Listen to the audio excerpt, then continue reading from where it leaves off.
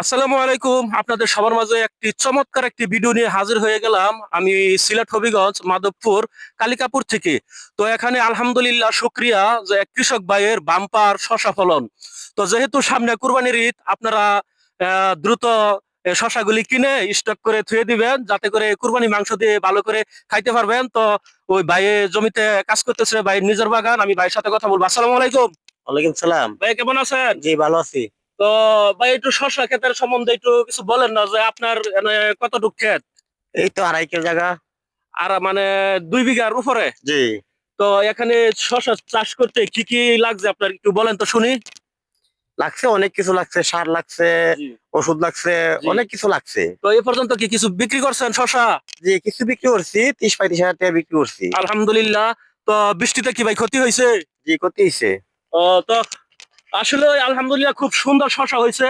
ওই পুরা এরিয়াটা দেখা দাও তো।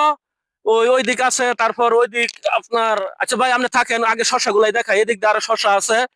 ওই ওই যে দেখেন, অনেক সুন্দর সুন্দর শসা। দেশ ও দেশের বাহির থেকে আপনারা যারা এই বাগানটি দেখছেন, আপনারা অবশ্যই একটু মতামত জানাবেন। তো আর তারপর ওই দিক ডেন্ডি ক্ষেত আছে, তারপর আপনার ডাটা ক্ষেত আছে। অনেক চমৎকার বিশাল বড় 2.5 বিঘার মতো শসা ক্ষেত। আলহামদুলিল্লাহ, অনেক সুন্দর সুন্দর শসা হয়েছে। ভাই ক্যামেরাম্যান ভাই, একটু দেখান তো শসাটা।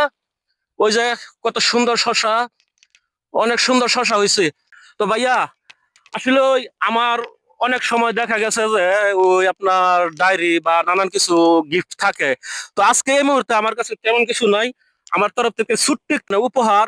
আপনি কিরকম বিক্রি টিক্রি করেন একটু লেগে লাগবে, নেক্সট টাইমে ইনশাল্লাহ আপনাকে আপনি একটা ডায়েরি পাইবেন।